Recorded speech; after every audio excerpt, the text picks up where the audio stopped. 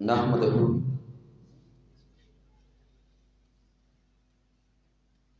ونصلی ونسلم علی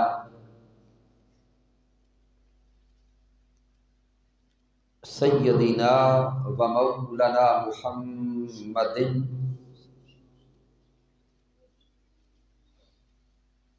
نبی الامین المکین الکریم الرؤوف الرحیم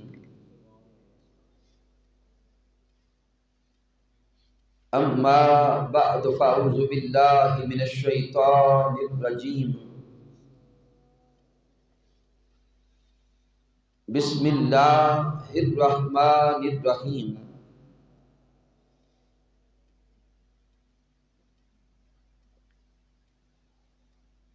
قال رسول اللہ صلی اللہ علیہ وآلہ وسلم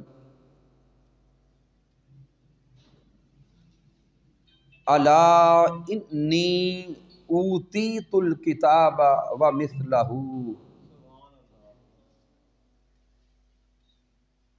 رواہ احمد و ابو داود والطبرانی صدق اللہ مولانا العظیم ان اللہ وملائکتہ یصلون علی النبی یا ایھا الذین آمنوا صلوا علیہ وسلموا تسلیما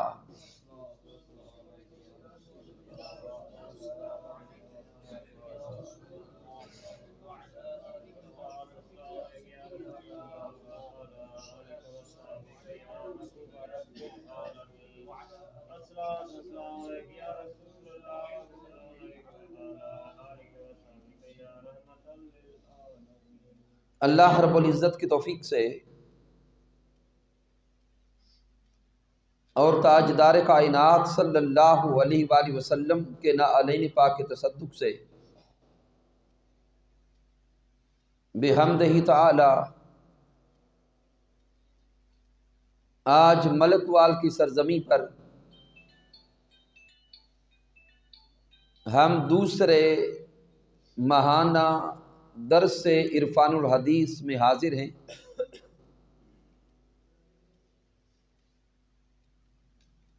اس درس عرفان الحدیث کے اہتمام پر ہدیہ تبریک و تحسین پیش کرتا ہوں تحریک منہاج القرآن تحصیل ملک وال کے جمیع قائدین اور کارکنان کو،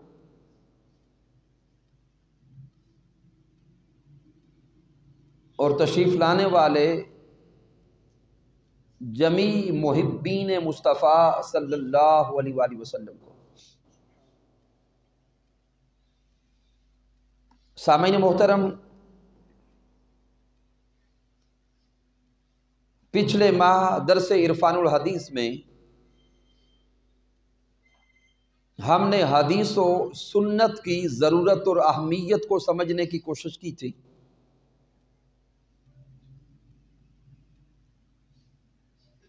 اور پھر اس درس عرفان الحدیث میں ہم نے حدیث و سنت کی تعریفات کو سمجھا، اور پھر آگے اجمالی طور پر بالخصوص قرآن مجید فرقان حمید کی روشنی میں ہم نے حدیث نبوی کی اہمیت کو سمجھنے کی کوشش کی۔ آج کا ہمارا موضوع بالخصوص درس عرفان الحدیث کے اندر یہ ہوگا کہ اللہ رب العزت نے تاجدار کائنات صلی اللہ علیہ وآلہ وسلم پر حدیث اور سنت کا بھی نزول خود فرمایا ہے، یعنی جو حدیث سے مصطفیٰ ہے وہ بھی وحی ہے، خدا ہے۔ چونکہ اس سے پہلے ہمارا ذہنی تصور یہ ہے کہ جب وحی کا لفظ بولا جاتا ہے تو ہم فوراً سمجھتے ہیں کہ وحی سے مراد قرآن مجید ہے۔ آج اس تصور کو تھوڑا سا وسیع کر کے جائیں گے کہ جب وحی الہی کا لفظ بولا جائے تو اس سے مراد صرف قرآن مجید فرقان حمید نہیں، بلکہ وحی الہی سے مراد قرآن بھی ہے اور حدیث و سنت مصطفیٰ بھی ہے۔ اب ذہن میں سوال پیدا ہوتا ہے کہ یہ جو دعویٰ قائم کیا جا رہا ہے کہ حدیث و سنت مصطفیٰ صلی اللہ علیہ وآلہ وسلم بھی اللہ کی طرف سے وحی ہے، اس پر دلیل کیا ہے؟ تو سامعین محترم، ابتداً سب سے پہلے جو حدیث نبوی صلی اللہ علیہ وآلہ وسلم کے کلمات تلاوت کرنے کا شرف نصیب ہوا ہے، ان پر آپ کی توجہ چاہتا ہوں۔ اس حدیث مبارکہ کے راوی ہیں حضرت مقدام بن معدی رضی اللہ تعالی عنہ۔ آپ بیان کرتے ہیں کہ ان رسول اللہ صلی اللہ علیہ وآلہ وسلم کہ تاجدار کائنات صلی اللہ علیہ وآلہ وسلم نے ارشاد فرمایا انہو قال الا انی اوتیت الکتاب ومثلہ، کہ رب کائنات نے مجھ پر ایک وحی اتاری ہے اور دوسری اسی وحی قرآن کی مثل کچھ اور بھی اتارا ہے۔ اوتیت الکتاب ومثلہ، تاجدار کائنات خود ارشاد فرما رہے ہیں کہ مالک کائنات نے مجھے ایک تو کتاب عطا فرمائی، قرآن عطا فرمایا، قرآن مجید فرقان حمید کی صورت میں ایک کتاب عطا کی، وَمِثْلَهُ، آقا فرماتے ہیں کہ بالکل اسی کی مثل رب کائنات نے مجھے کچھ اور بھی عطا کیا ہے۔ اب ذہن میں سوال پیدا ہوتا ہے کہ تاجدار کائنات جو ارشاد فرماتے ہیں کہ اوتیت الکتاب، کہ مجھے اللہ نے کتاب عطا فرمائی، کتاب سے مراد تو قرآن مجید آج ہمارے سامنے ہے، قرآن مجید آج ہمارے ہاتھوں میں ہے، قرآن مجید آج ہر گھر میں موجود ہے۔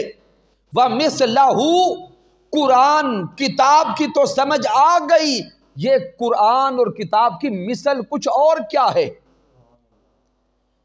تو ائمہ علوم الحدیث بیان کرتے ہیں کہ الکتاب سے مراد تو واضح ہو گیا کہ قرآن ہے، وَمِثْلَهُ بھی، اس میں کوئی شک و شبہ نہیں ہے کہ وہ تاجدار کائنات پر جو نازل ہوتا رہا وہ حضور کی سنت بھی ہے، وہ حضور کی حدیث بھی ہے۔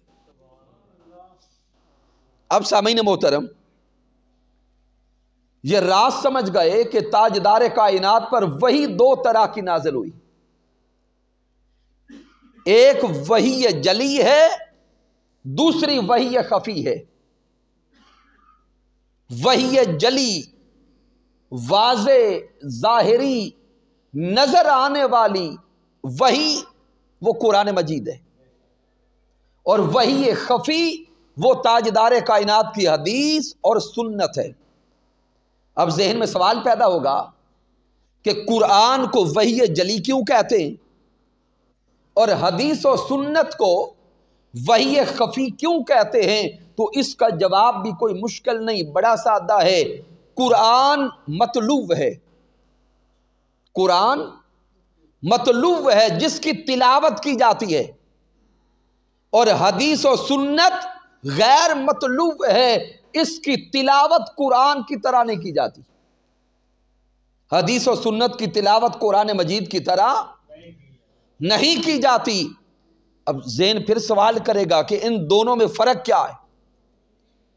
کہ جب قرآن بھی وحی الہی ہو گیا اور حدیث و سنت مصطفیٰ بھی وحی الہی مان لی، تو اب دونوں میں فرق کیا ہے؟ اب آگے فرق سمجھانے لگا ہوں۔ قرآن مجید وحی الہی ہے، قرآن مجید کے الفاظ بھی اللہ کی طرف سے نازل کردہ ہیں، قرآن مجید کے معانی اور مفاہیم بھی اللہ کی طرف سے نازل کردہ ہیں۔ یہ راز سمجھنے والا ہے۔ قرآن مجید کے الفاظ بھی اللہ نے اتارے، اور قرآن کا معنی اور مفہوم اور مراد بھی اللہ نے نازل کیا۔ قرآن مجید کے الفاظ اور معانی دونوں منزل من اللہ ہیں۔ جب حدیث و سنت مصطفیٰ کو دیکھیں گے، حدیث مصطفیٰ کا معنی تو رب کائنات کا نازل کردہ ہے، جبکہ الفاظ خود حضرت محمد مصطفیٰ کے۔ یہ فرق ہے۔ قرآن مجید الفاظ بھی اللہ نے اتارے اور معانی اور مفاہیم بھی اللہ نے نازل کیے، جبکہ جب حدیث و سنت مصطفیٰ کو دیکھیں گے، معانی اللہ کے عطا کردے ہیں، مفاہیم اللہ کے عطا کردہ ہیں، الفاظ تاجدار کائنات صلی اللہ علیہ وآلہ وسلم کے اپنے ہیں۔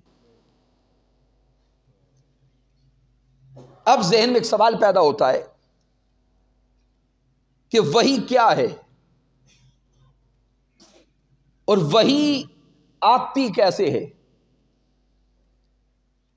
تو سامعین، یہ نکتہ بھی بڑا اہم ہے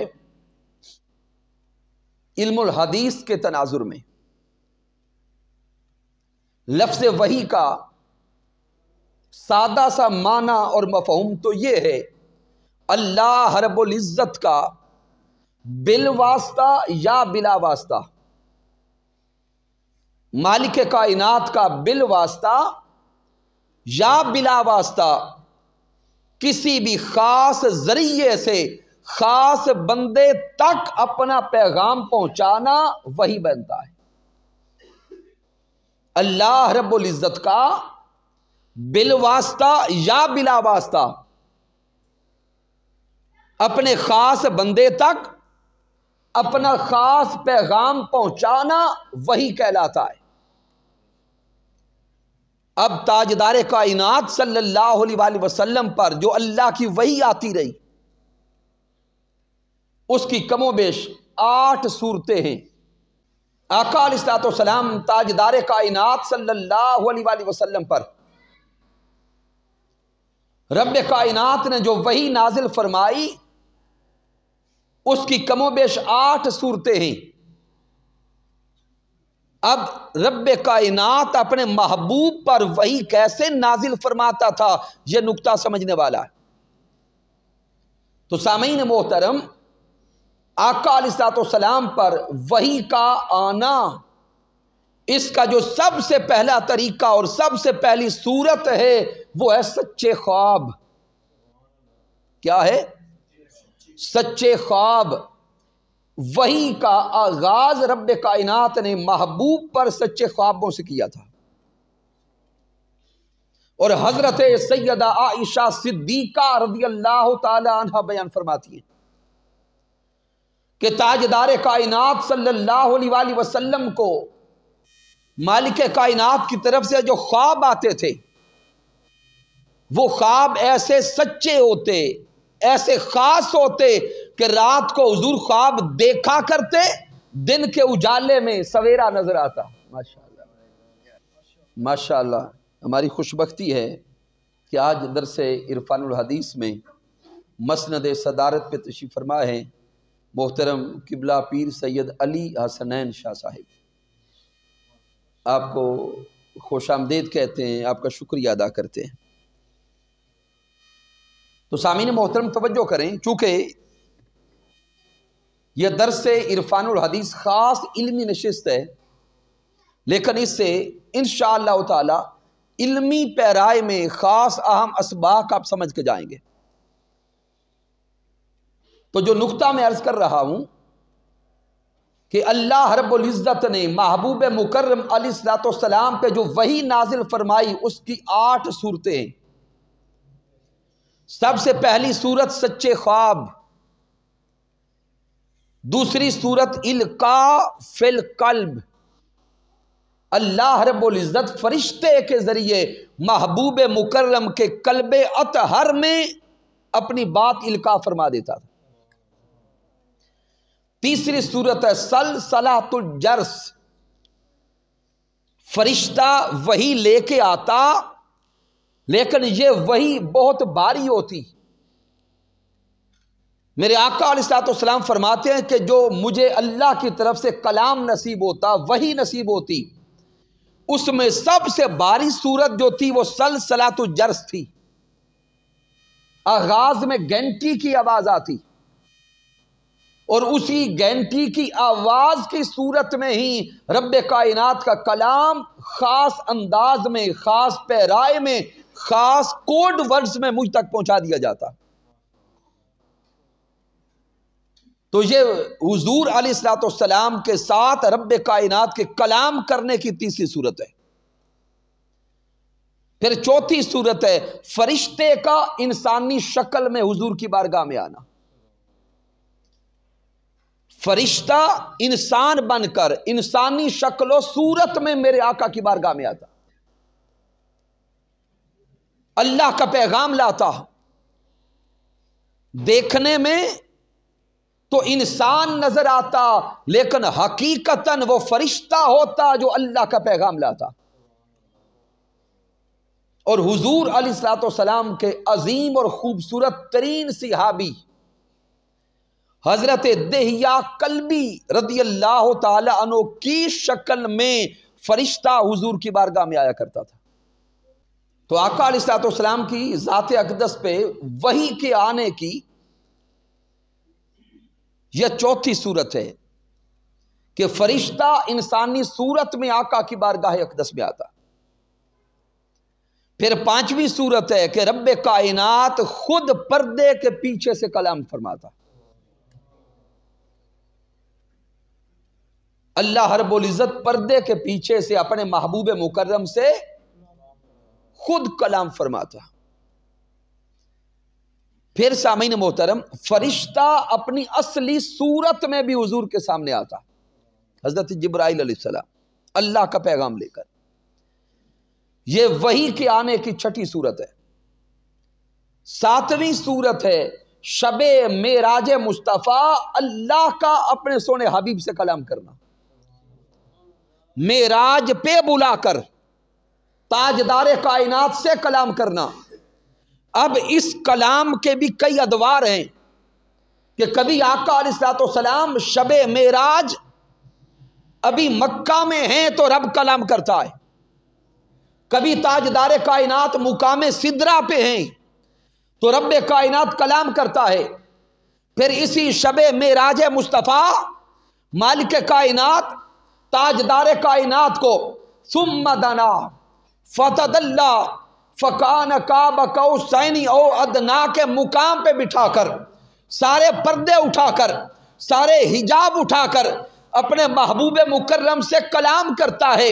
یہ کلام وحی کی صورت میں مالک کائنات نے جتنے بھی انبیاء سے کلام کیا، ان ساری وحی کی صورتوں میں سب سے اعلیٰ صورت، سب سے عرفہ صورت شب معراج مصطفیٰ اپنے حبیب سے کلام کرنا تھا۔ اب نہ کوئی پردہ تھا، نہ کوئی حجاب تھا، نہ کوئی دوری تھی، سارے پردے اٹھ چکے تھے، محبوب اور محب سامنے تھے، محبوب کلام کرتا تھا، محب سنتا تھا، محب کلام کرتا تھا تو محبوب سنتا تھا۔ تو آقا علیہ الصلوۃ والسلام کی ذات اقدس پر وحی کے آنے کی ائمہ علوم القرآن نے، ائمہ علوم الحدیث نے اور ائمہ علوم الکلام نے یہ 7 سے 8 صورتیں بیان فرمائی۔ پھر سامعین محترم جب وحی کی صورتیں سمجھ گئے، انداز سمجھ گئے، تو اب آئیے اسی خاص نقطے کو سمجھنے کی کوشش کریں جو آقا علیہ الصلوۃ والسلام نے ارشاد فرمایا انی اوتیت الکتاب ومثلہ، کہ اللہ نے مجھے 2 چیزیں عطا فرمائی، ایک کتاب اور دوسری کتاب کی مثل حدیث و سنت عطا فرمائیے۔ اب آئیے قرآن مجید کی طرف کہ یہی نقطہ قرآن مجید سے سمجھنے کی کوشش کریں کہ کیا واقعی اللہ نے ذات محبوب پر یہ دو چیزیں اتاری ہیں۔ تو اس کے لیے سامعین محترم سب سے پہلی دلیل دیتا ہوں سورۃ النساء کی آیہ کریمہ نمبر 113۔ رب کائنات ارشاد فرما رہا ہے وَأَنزَلَ اللَّهُ عَلَيْكَ الْكِتَابَ وَالْحِکْمَةَ۔ اب اللہ کے کلام پہ توجہ کرتے جائیں۔ رب کائنات ارشاد فرما رہا ہے وَأَنزَلَ اللَّهُ عَلَيْكَ الْكِتَابَ وَالْحِکْمَةَ کہ اللہ نے آپ پر دو چیزیں نازل فرمائیں، ایک کتاب دوسری حکمت۔ پھر سورۃ البقرہ کی آیہ کریمہ نمبر 231 کا مطالعہ کریں، وہاں رب کائنات فرماتا ہے وَاذْكُرُوا نِعْمَتَ اللَّهِ عَلَيْكُمْ۔ انسانوں سے خطاب ہے کہ اے انسانوں ان نعمتوں کا ذکر کرو جو ہم نے تم پر کی ہیں۔ وَاذْكُرُوا نِعْمَتَ اللَّهِ عَلَيْكُمْ، جو نعمتیں اللہ نے تم پر کی ان کا شکر ادا کرو، ان کا ذکر کرو۔ وہ نعمتیں کیا ہیں؟ وَمَا أَنزَلَ عَلَيْكُم مِّنَ الْكِتَابِ وَالْحِکْمَةِ کہ اپنے انبیاء کے ذریعے اور تاجدار کائنات صلی اللہ علیہ وآلہ وسلم کے ذریعے ایک تو تمہاری طرف کتاب بھیجی ہے، دوسری حکمت بھیجی ہے۔ تو یہاں بھی رب کائنات نے دو چیزوں کا ذکر کیا۔ پھر سورۃ البقرہ کی آیہ کریمہ نمبر 151 کا مطالعہ کریں، وہاں رب کائنات فرماتا ہے کما ارسلنا فیکم رسولا منکم یتلو علیکم آیاتنا ویزکیکم ویعلمکم الکتاب والحکمہ۔ رب فرماتے ہیں کما ارسلنا فیکم رسولا، جیسا کہ ہم نے تمہاری طرف تم میں سے رسول بھیجا۔ وہ رسول کیا کرتا ہے؟ یتلو علیکم آیاتنا، وہ رسول تم پر ہماری آیات تلاوت کرتا ہے۔ وَيُزَكِّيكُمْ، اور تمہیں پاک کرتا ہے، پاکیزہ رکھتا ہے، مزکہ اور مصفہ کرتا ہے۔ وَيُعَلِّمُكُمُ الْكِتَابَ وَالْحِکْمَةَ، اور وہ رسول تمہیں کتاب کی بھی تعلیم دیتا ہے اور حکمت کی بھی تعلیم دیتا ہے۔ یہاں بھی رب کائنات نے کتاب اور حکمت دو چیزوں کو بیان کیا۔ پھر سورہ آل عمران کی آیہ کریمہ نمبر 164 کا مطالعہ کریں، یہاں مالک کائنات فرماتا ہے لَقَدْ مَنَّ اللَّهُ عَلَى الْمُؤْمِنِينَ إِذْ بَعَثَ فِيهِمْ رَسُولًا، کہ تحقیق ہم نے ایمان والوں پر احسان کیا، ہم نے ایمان والوں پر احسان کیا۔ اور وہ احسان کیا ہے؟ اذ بعث فیہم رسولا، کہ ہم نے اپنا رسول ان میں مبعوث فرما دیا، ہم نے اپنا حبیب انہیں عطا کر دیا۔ اب سامعین محترم یہ آیہ مبارکہ میلاد کے مہینے میں کثرت کے ساتھ سنائی جاتی ہے کہ رب کائنات ایمان والوں سے خطاب کرتا ہے، مالک کائنات ایمان والوں سے خطاب کر کے احسان جتلاتا ہے۔ لَقَدْ مَنَّ اللَّهُ عَلَى الْمُؤْمِنِينَ اِذْ بَعَثَ فِيهِمْ رَسُولًا، کہ ایمان والو اللہ رب العزت کے اس احسان کو یاد کرو۔ رب کائنات تم سے ذکر کرتا ہے اپنے احسان کا، اپنے کرم کا، اپنے فضل کا، اپنی رحمت کا۔ مالک کائنات انسانوں سے اسی قرآن میں خطاب کر رہا ہے، اے انسانوں اگر کسی کے ساتھ بھلا کرو تو کبھی نہ جتلاؤ، اگر بھلا کرو تو کبھی نہ جتلاؤ، اگر کسی سے نیکی کرو تو اس نیکی کا اظہار نہ کرو۔ لیکن ادھر رب خود فرماتا ہے اے ایمان والو میں نے تم پہ احسان کیا۔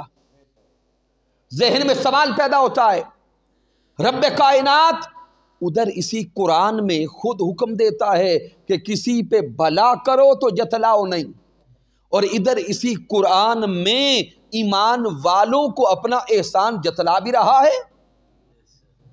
مولا سبب کیا ہے؟ تو رب کائنات کا جواب آتا ہے وہ ساری نعمتیں جو اس سے نیچے تھیں وہ میں عطا کرتا گیا، کبھی ذکر بھی نہیں کیا۔ اے انسان، تجھے زندگی بخشی، احسان نہیں جتلایا۔ تجھے زندگی کی سانسیں عطا کی، احسان نہیں جتلایا۔ تجھے مکمل جسم دیا، آنکھیں دی، سر دیا، ہاتھ دیے، پاؤں دیے، چلنا سکھایا، بولنا سکھایا، لباس عطا کیا، گھر بار دیا، والدین دیے، اولاد دی، کائنات کی ساری نعمتیں عطا کی۔ وہ ساری نعمتیں عطا کرنے پر تمہیں احسان نہیں جتلاتا، لیکن ادھر جب محبوب کی بعثت کا ذکر آیا، محبوب کے وجود کا ذکر آیا، تاجدار کائنات کی ولادت کا ذکر آیا، تو رب خود بول کے کہتا ہے لَقَدْ مَنَّ اللَّهُ عَلَى الْمُؤْمِنِينَ اِذْ بَعَثَ فِيهِمْ رَسُولًا۔ اے انسانوں، میں رب تم پہ احسان کرتا ہوں، جتلاتا ہوں۔ وہ ساری نعمتیں چھوٹی تھی، یہ نعمت عظمیٰ دیتا ہوں۔ میں نے اپنا مصطفیٰ تمہیں دے دیا ہے، کیا اب بھی شکر گزار نہیں بنو گے؟ میں نے اپنا ساجن تمہیں دے دیا، میں نے اپنا محبوب تمہیں عطا کر دیا، میں نے اپنا حبیب تمہیں دے دیا۔ اے دنیا میں رہنے والو، سوچو تو صحیح، بھلا کوئی اپنا حبیب بھی کسی کو دیتا ہے؟ بھلا کوئی اپنا یار بھی کسی کو دیتا ہے؟ کوئی اپنا محبوب بھی کسی کو دیتا ہے؟ اور میں نے اس پوری کائنات کو بنایا، اس پوری کائنات میں ایک ہی تو میرا حبیب ہے، کوئی دوسرا حبیب ہے ہی نہیں، ایک ہی میرا حبیب ہے، وہ بھی میں نے تمہیں عطا کر دیا۔ فَبِأَيِّ آلَاءِ رَبِّكُمَا تُكَذِّبَانِ، تم اپنے رب کی کون کون سی نعمت کو جھٹلاؤ گے؟ تو سامعین محترم، اس آیہ مبارکہ پہ غور کریں، یہ سورہ آل عمران ہے۔ رب کائنات پہلے احسان جتلاتا ہے اور بعثت مصطفیٰ کا ذکر کرتا ہے۔ آگے رب فرماتا ہے اِذْ بَعَثَ فِيهِمْ رَسُولًا رَسُولًا مِّنْ أَنفُسِهِمْ، وہ رسول بھیجا تم میں سے۔ آگے وہ رسول کیا کرتا ہے؟ یتلو علیہم آیاتہ، وہ رسول آیات کی تلاوت کرتا ہے۔ وَيُزَكِّيهِمْ، وہ رسول انہیں پاک کرتا ہے، صاف کرتا ہے۔ وَيُعَلِّمُهُمُ الْكِتَابَ وَالْحِكْمَةَ، کتاب اور حکمت کی تعلیم دیتا ہے، کتاب اور حکمت کی تعلیم دیتا ہے۔ پھر سامعین محترم، سورۃ الاحزاب کی آیہ کریمہ نمبر 34 کا مطالعہ کریں۔ یہاں مالک کائنات فرماتا ہے وَذْكُرْنَا مَا يُتْلَى فِي بُيُوتِكُنَّ مِنْ آیَاتِ اللَّهِ وَالْحِکْمَةِ۔ اب یہ 5 آیات مبارکہ قرآن مجید فرقان حمید کی مختلف مقامات سے میں نے آپ کے سامنے تلاوت کی ہیں، اور ان 5 مقامات پر کتاب اور حکمت دونوں کا ذکر الگ الگ آیا ہے۔ اب جو پڑھے لکھے احباب بیٹھے ہیں ان کی میں توجہ کرواؤں گا ان دونوں الفاظ میں واو پر، یعلمہم الکتاب والحکمہ من آیات اللہ والحکمہ، جہاں پر بھی دونوں چیزوں کا ذکر آیا ہے درمیان میں واو ہے۔ کیا ہے؟ واو ہے۔ یہ واو عاطفہ ہے، واو عاطفہ ہے، اور یہ واو مغایرت کے لیے آتی ہے، دو چیزوں کو الگ الگ بیان کرنے آتی ہے، دو چیزوں کی الگ الگ حیثیت کو بیان کرنے آتی ہے۔ اب قرآن مجید کی ان آیات مبارکہ کو بار بار اٹھا کے پڑھتے جائیں، تلاوت کرتے جائیں، جہاں پر بھی رب کائنات نے کتاب اور حکمت دونوں چیزوں کا ذکر کیا ہے، میرے رب نے واو درمیان میں رکھ کر یہ راز سمجھا دیا ہے کہ ہم نے تاجدار کائنات پر 2 چیزیں اتاری ہیں، دو چیزیں نازل کی ہیں، اوتیت الکتاب و مثلہ، ایک تو ہم نے تاجدار کائنات کو کتاب عطا فرمائی، قرآن عطا فرمایا، و مثلہ، دوسرا اس کی مثل ہم نے اپنے ساجن کو حکمت بھی عطا فرمائی ہے، اپنے محبوب کو حکمت بھی عطا فرمائی ہے۔ کتاب اگر دیکھنا چاہو تو قرآن کو دیکھو، قرآن مجید کے 30 پاروں کو دیکھو، سورۃ الفاتحہ سے لے کر والناس تک پڑھتے جاؤ، یہ الکتاب ہے، یہ قرآن ہے۔ اگر اس کی مثل کو دیکھنا چاہو، حکمت کو دیکھنا چاہو، تو کبھی صحیح بخاری کو پڑھو، کبھی صحیح مسلم کو پڑھو، کبھی جامع ترمذی کو پڑھو، کبھی نسائی کو پڑھو، ابی داؤد کو پڑھو، ابن ماجہ کو پڑھو، حاکم کو پڑھو، طبرانی کو پڑھو، بہقی کو پڑھو، اسقلانی کو پڑھو، قسطلانی کو پڑھو، ہیثمی کو پڑھو، ارے دیکھتے چلے جاؤ۔ یہ حدیث نبوی کی جتنی بھی کتب ہیں، یہ ساری کی ساری تاجدار کائنات پر نازل کردہ رب کی طرف سے حکمت بھی ہے اور مثل قرآن بھی ہے۔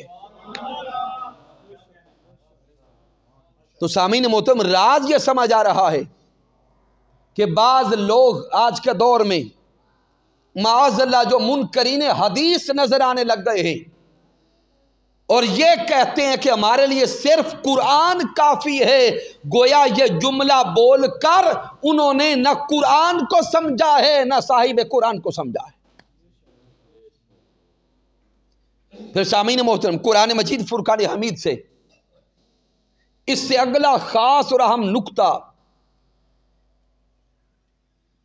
قرآنی آیات کی صورت میں سمجھتے ہیں کہ اللہ رب العزت نے محبوب علیہ الصلوۃ والسلام کو ایک تو قرآن عطا فرمایا، کیا؟ ایک قرآن عطا فرمایا ہے، دوسرا اس قرآن کا بیان عطا فرمایا، قرآن بھی عطا فرمایا اور قرآن کا بیان بھی عطا فرمایا۔ قرآن جدا ہے، اس کا بیان جدا ہے۔ اب وہ کیسے سمجھ آئے گی؟ تو میں معروف آیات بینات سے اس نقطہ پر دلائل کا آغاز کرتا ہوں۔ سورۃ الرحمن کی آیات بینات کا مطالعہ کریں۔ رب کائنات فرما رہا ہے الرحمن علم القرآن، وہ رحمان ہے جس نے قرآن کا علم سونے حبیب کو عطا کیا۔ علم القرآن، خلق الانسان علمہ البیان۔ توجہ کریں گے، پچھلی آیہ کریمہ میں رب فرماتے علم القرآن، قرآن کا علم عطا کیا۔ کیا کیا؟ قرآن کا علم عطا فرمایا۔ اور اگلی آیت میں رب کائنات فرماتے علمہ البیان، بیان کا علم عطا فرمایا۔ درمیان میں ایک آیہ کریمہ بھی ہے خلق الانسان۔ تو گویا قرآن کا جو علم ہے اس کے ساتھ بیان کا بھی کوئی علم ہے۔ اب وہ کیا ہے اس کی طرف آگے آتے ہیں۔ پھر سامعین محترم، سورۃ القیامہ کی 3-4 آیات کریمہ کا مطالعہ کریں۔ آیہ کریمہ نمبر 15، 16، 17 اور 18 کہ جب آقا علیہ الصلوۃ والسلام پہ قرآن مجید نازل ہوتا اور حضرت جبرائیل علیہ السلام آیات قرآنیہ لے کے آتے تو محبوب علیہ الصلوۃ والسلام قرآن کو یاد کرنے کے لیے جلدی سے ان آیات کو پڑھنا شروع کر دیتے۔ جب تصور میں لائیں کہ وہ کلام جو پہلی بار پہنچے اور اس کو لفظ بلفظ یاد بھی کرنا ہو تو یاد کرنے کے لیے کچھ محنت تو کرنی پڑتی ہے۔ تو آقا علیہ الصلوۃ والسلام اللہ کے کلام کو، قرآن مجید کو فوراً یاد کرنے کے لیے زبان اقدس کو حرکت میں لاتے۔ تو رب کائنات اپنے حبیب سے فرماتا ہے لا تحرک بہ لسانک، سونیا اتنی جلدی جلدی اپنی زبان کو حرکت میں نہ لایا کر، لِتَعْجَلَ بِهِ، اے محبوب اس کلام کو یاد کرنے کے لیے مشقت میں اپنے آپ کو نہ ڈالا کر، لا تحرک بہ لسانک، سونیا زبان کو اتنی جلدی حرکت نہ دے،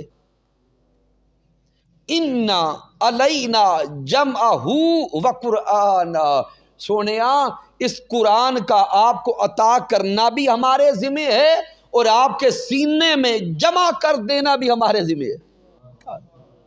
اب اللہ کا کلام دیکھیں اور تاجدار کائنات کے ساتھ رب کائنات کی محبت دیکھیں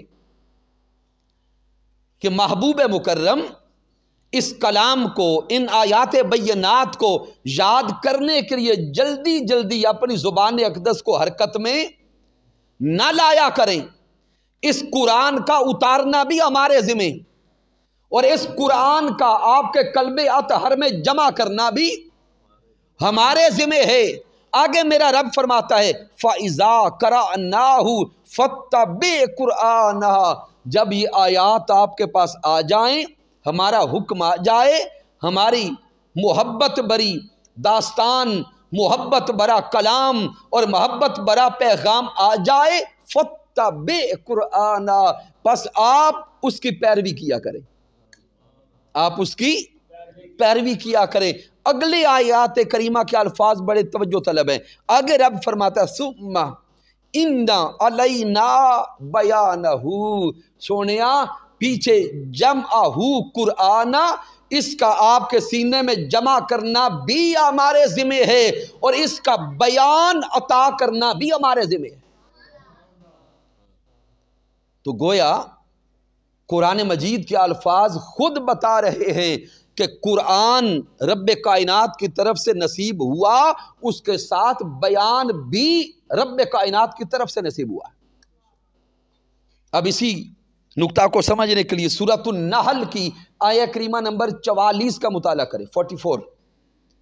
یہاں رب کائنات فرماتا ہے وَأَنزَلْنَا إِلَيْكَ الذِّكْرَ، سونے حبیب ہم نے آپ پر قرآن اتارا ہے، ہم نے آپ کی طرف قرآن اتارا ہے، وَأَنزَلْنَا إِلَيْكَ الذِّكْرَ، ہم نے آپ کی طرف ذکر بھیجا، قرآن بھیجا۔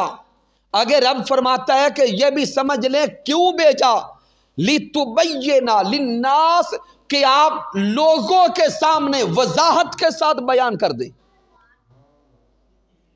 لوگوں کے سامنے وضاحت کے ساتھ بیان فرما دیں، اس کی وضاحت فرما دیں، لوگوں کو سمجھا دیں۔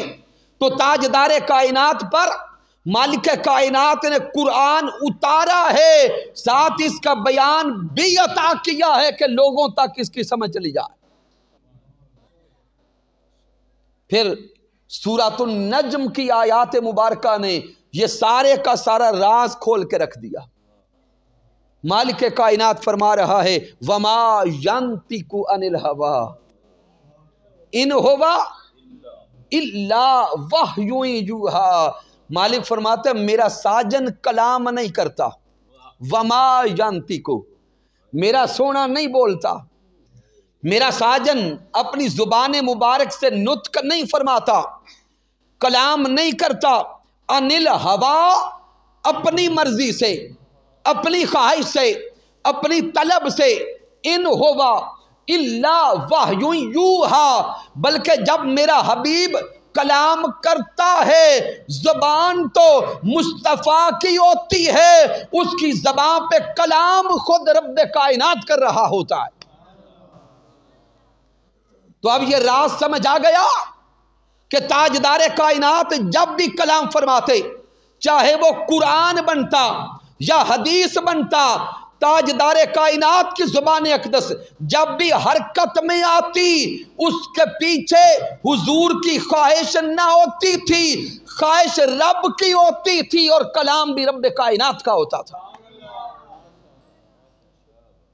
تو سامعین ان 4 سے 5 آیات بینات سے یہ نقطہ بھی سمجھ آ گیا کہ اللہ رب العزت نے تاجدار کائنات صلی اللہ علیہ وآلہ وسلم پہ ایک قرآن اتارا ہے اور دوسرا قرآن کا بیان اتارا ہے۔ تو گویا اب تک 3 مختلف جہات سے ہم سمجھ چکے ہیں کہ تاجدار کائنات پر وحی کا نزول 2 انداز سے ہوتا تھا، ایک وحی قرآن بنتی تھی اور دوسری وحی حدیث و سنت مصطفیٰ بنتی تھی۔ اب سامعین محترم، بات کو میں ختم کرنے کی طرف لا رہا ہوں، لیکن شاید ابھی تک نیچے بس ٹھیک ہے، ابھی باقی تو سامعین محترم، شاید ابھی تک بعض لوگ یہ سوچ رہے ہوں کہ ہمارے قلوب و اذہان پر ابھی یہ عقدہ کھلا نہیں ہے، کہ شاید علمی باتیں ہیں، مشکل باتیں ہیں، تو اب انشاءاللہ تعالی بوڑھے بابے بھی یہ نقطہ سمجھ کے جائیں گے۔ سامعین محترم، جو عرض کیا گیا کہ قرآن مجید کے علاوہ بھی محبوب پہ کچھ اترا ہے، وہ حدیث اور سنت مصطفیٰ ہے۔ اب یہ پتہ کیسے چلے گا؟ تو سامعین، آپ کی توجہ اسی قرآن مجید کی طرف کروانے لگا۔ قرآن مجید کے کتنے پارے ہیں؟ پیچھے تک بچے بھی بولیں، کتنے پارے ہیں؟ کتنی سورتیں ہیں؟ 114۔ ان سورتوں کے ہر سورت کا الگ الگ نام ہے۔ اگر کوئی شخص یہ کہے کہ میں حدیث و سنت مصطفیٰ صلی اللہ علیہ وآلہ وسلم کو معاذ اللہ وحی نہیں مانتا، صرف اپنا اعتماد قرآن پر رکھتا ہوں، تو سامعین، اس قرآن کی 114 جو صورتیں ہیں، 114 صورتوں کا ٹائٹل گنتی کے ساتھ ذکر قرآن میں نہیں ہے۔ آپ نے کیا کہا؟ کتنی صورتیں ہیں؟ قرآن مجید میں کہیں نہیں لکھا کہ قرآن کی صورتیں 114۔ قرآن مجید کے کتنے پارے ہیں؟ پورے قرآن کو پڑھ کے دیکھیں، قرآن مجید میں نہیں لکھا کہ اس قرآن کے پارے 30 ہیں۔ پھر سامعین محترم، ان صورتوں کی ترتیب ہے، صورتوں کی ترتیب ہے۔ پہلی صورت کون سی ہے؟ اونچا بولیں گے، سورۃ الفاتحہ۔ لیکن سن لیں، پہلی سورت فاتحہ نہیں ہے۔ نزول کے اعتبار سے پہلی سورت سورۃ العلق ہے، اقرأ بسم ربک الذی خلق۔ میں آپ سے سوال کرتا ہوں کہ نازل ہونے والی پہلی سورت تو علق ہے، اور ہم پہلی سورت الفاتحہ کو کہتے ہیں، یہ کس کے کہنے پر فاتحہ کو پہلی سورت کہا ہے؟ کیا قرآن نے کہا ہے؟ نہیں۔ البقرہ کو دوسرے نمبر پہ کیوں رکھا ہے؟ آل عمران کو تیسری سورت کیوں بنایا؟ النساء کو چوتھی سورت کیوں بنایا؟ آگے ترتیب دیکھتے چلے جائیں تو سامعین محترم، یہ راز بالکل کھل کر آپ کے سینے تک پہنچ جائے گا کہ خود قرآن کا قرآن ہونا ہمیں اس وقت تک سمجھ نہیں آتا جب تک حدیث و سنت مصطفیٰ کو وحی نہ مان لیں۔ اسی کی طرف آگے بڑا لطیف نکتہ دینے لگا۔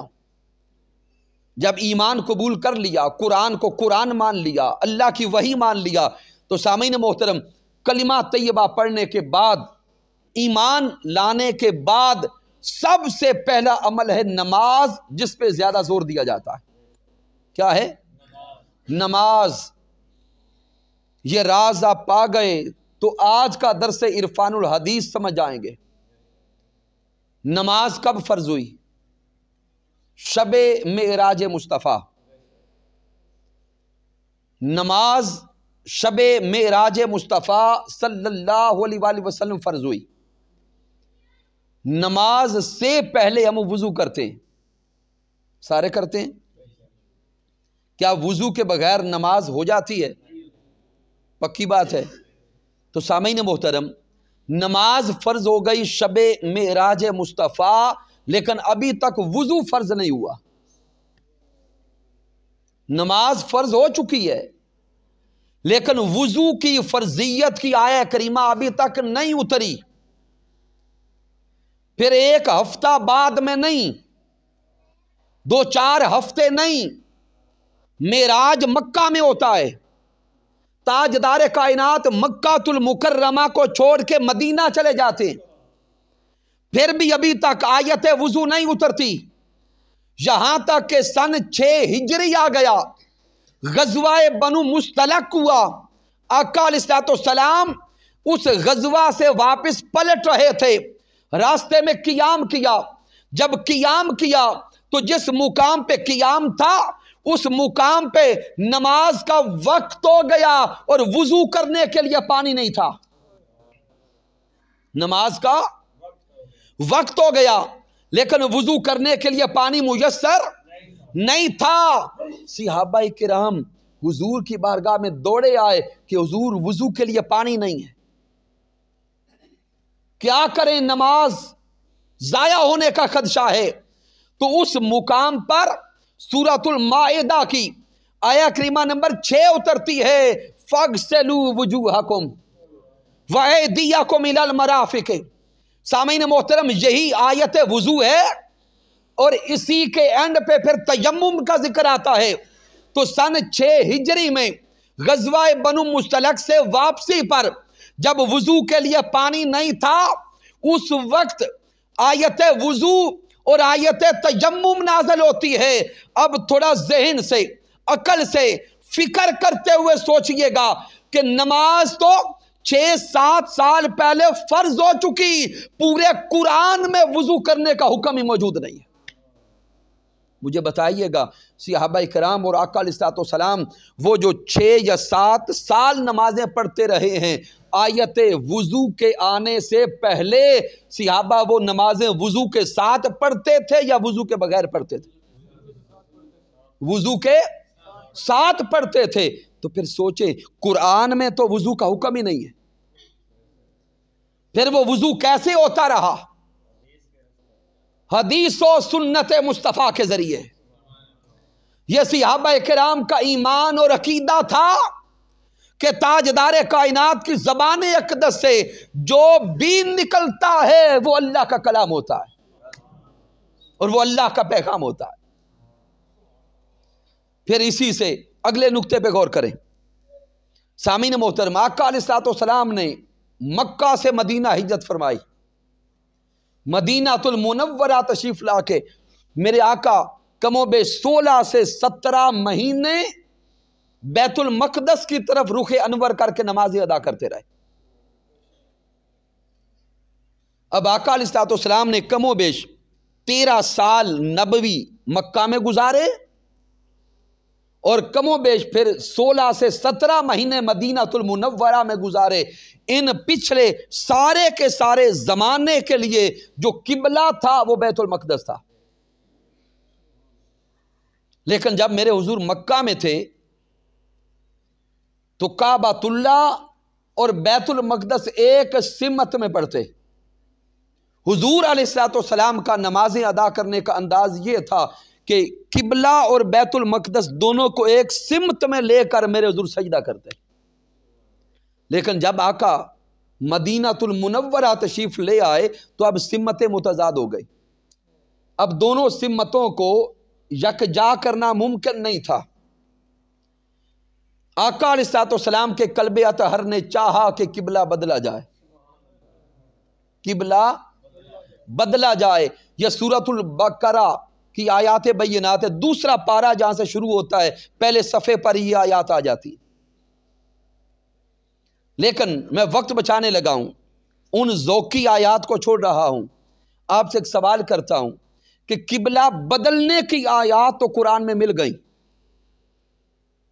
قبلہ بیت المقدس کو ہٹا کر کعبۃ اللہ بنانے کی آیات قرآن مجید میں مل گئی، معلوم ہو گئی. تو قبلہ کعبۃ اللہ کو بنانے سے پہلے جو کم و بیش 14 سال کا نبوی دور ہے، بیت المقدس کی طرف رخ انور کر کے نمازیں آقا پڑھتے پڑھاتے رہے.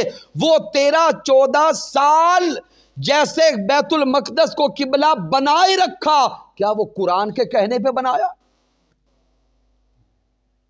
پورا قرآن اٹھا کے دیکھیں، بیت المقدس کے قبلہ بنانے پر کوئی آیت نہیں ملے گی۔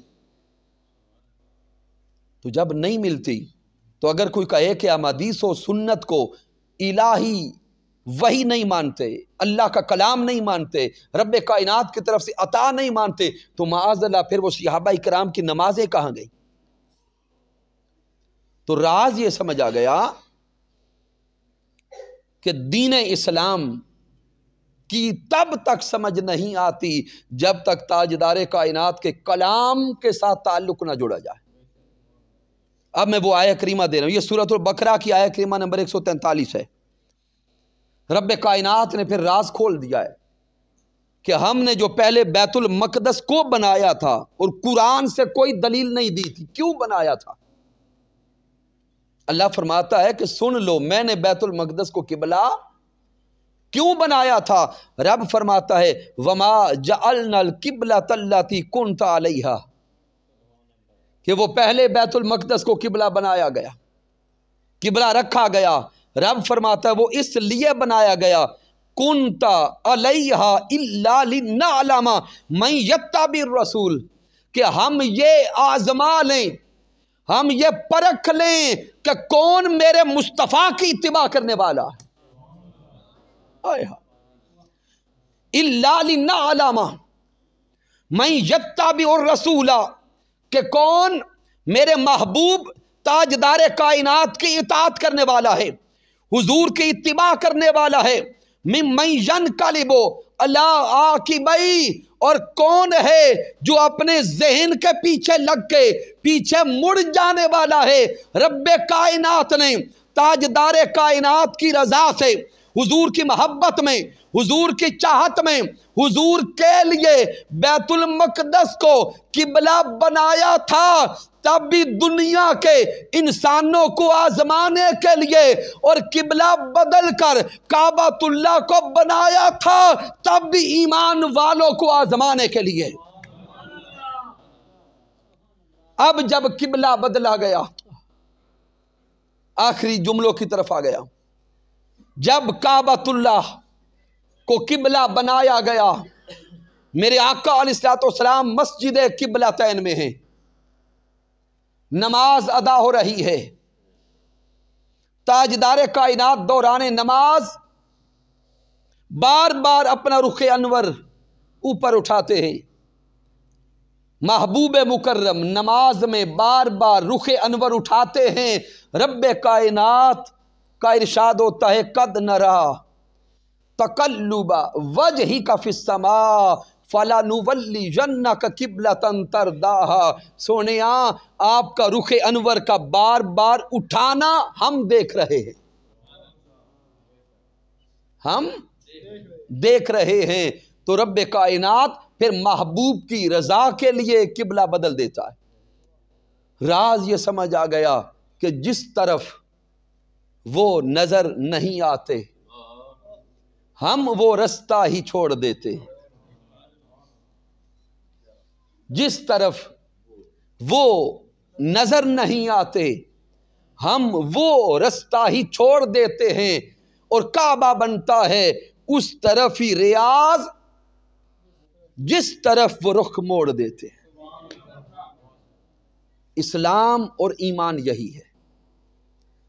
تو رب کائنات کے کرم سے اور تاجدار کائنات صلی اللہ علیہ وآلہ وسلم کی رحمت سے ہم نے درس عرفان الحدیث کا آغاز کیا ہے۔ انشاءاللہ تعالی میرے اللہ اور اس کے محبوب علیہ الصلوۃ والسلام نے چاہا تو اگلے مہینے کا ہمارا جو موضوع ہوگا وہ تدوین حدیث ہوگا۔ یہ 1 یا 2 ہم انشاءاللہ تعالی تدوین حدیث کے موضوع پر لیکچرز مکمل کر کے پھر ہم درس حدیث کے لیے کسی ایک کتاب کا انتخاب کریں گے، جس طرح پہلے قرآن مجید کی صورتوں کا انتخاب رہا۔ رب کائنات کی بارگاہ اقدس میں دعا کرتے ہیں مالک کائنات سب کا آنا قبول فرمائے، جتنے احباب تشریف فرما ہیں سب کو ایک ایک قدم پر لاکھوں کروڑوں اربوں خربوں نیکیاں عطا فرمائے، اور بالخصوص ہم دعا کریں گے اپنے عظیم لائف ممبر تنظیمی ساتھی محترم راجہ محمد رئیس صاحب جن کی آج برسی بھی ہے، سالانہ ختم بھی تھا، تو ہم آج کے اس درس عرفان الحدیث میں اپنے اس بھائی کے لیے بلندی درجات کے لیے دعا کریں گے، اور ان کے گھر والے راجہ محمد ادیب صاحب اور دیگر گھر والوں کے لیے رب کی بارگاہ میں صبر جمیل کی دعا کریں گے۔ وما علینا الا البلاغ المبین۔